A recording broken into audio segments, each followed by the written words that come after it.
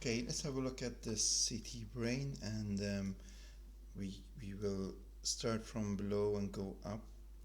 So the first thing um, that should strike you is that there's a subtle difference between the left and the right sides.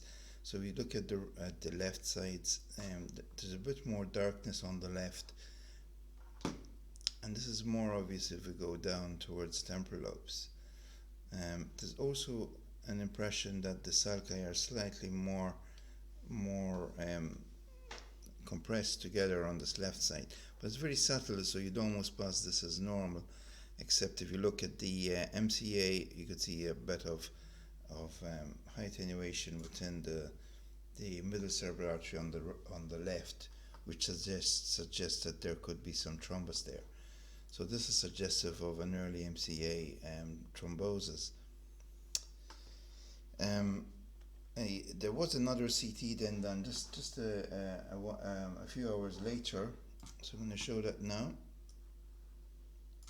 And now the changes are more obvious. So now we have an area of low attenuation, and the sulci are completely effaced.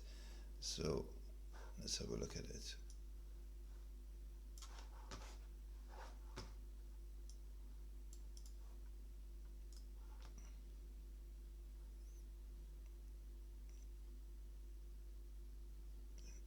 Put an arrow there.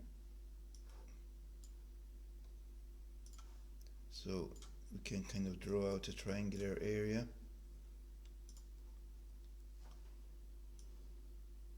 That would be our triangle kind of there. So that's the area of infarction, and it's triangular because it's a vascular territory. It's the territory of the left middle cerebral artery. Um,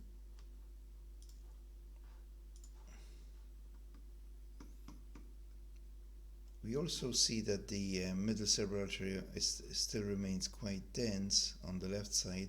And also, there's some areas of increased attenuation, which are brighter, and these are areas of hyperperfusion, which is quite normal around an infarct in the acute stage. So you shouldn't confuse that with hemorrhagic transformation, which would be much denser and which would be more would have more mass effect.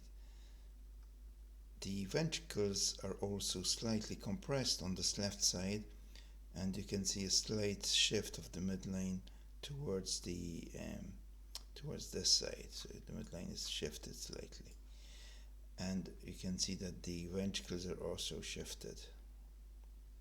So there's an impression of some mass effect in this area there.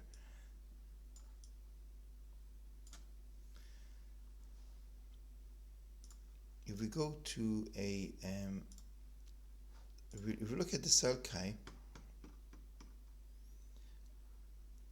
so these are the sulci, they're the regions between the hemispheres which are hypodense. So these are the sulci there. We can see them on the right side, but if we look at the left, they're gone. So they're compressed, and this is called effacement. I'll just type it out there.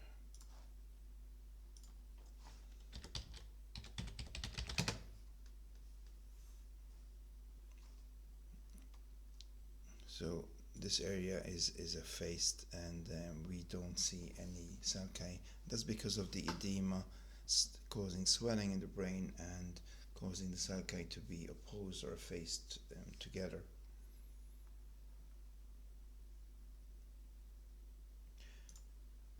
So this is what the brain looks like initially after an infarction, but what would it look like later on?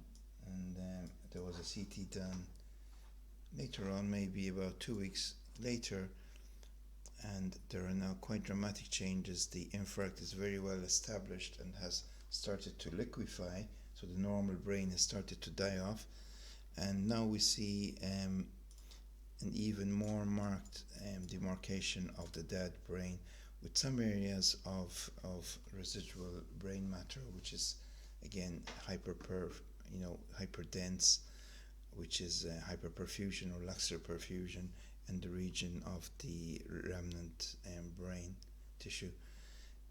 This could result in hemorrhagic transformation, but it's not quite yet. It's not dense enough to be blood as yet. And you could see that there is quite significant compression of the ventricles now. So there's quite a lot of mass effect. And if we take a look at the these areas, yeah, those are the areas right now of hyperperfusion there.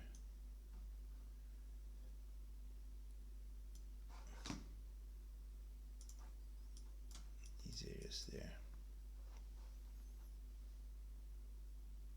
And you can see the difference between the diameters of the ventricles. This is 7 millimeters, and on this side, if we measure the left lateral ventricle, it measures 4 millimeters, and you can see there's a shift of the midline. So the midline is shifted over towards the left side. That's the midline there, slightly shifted.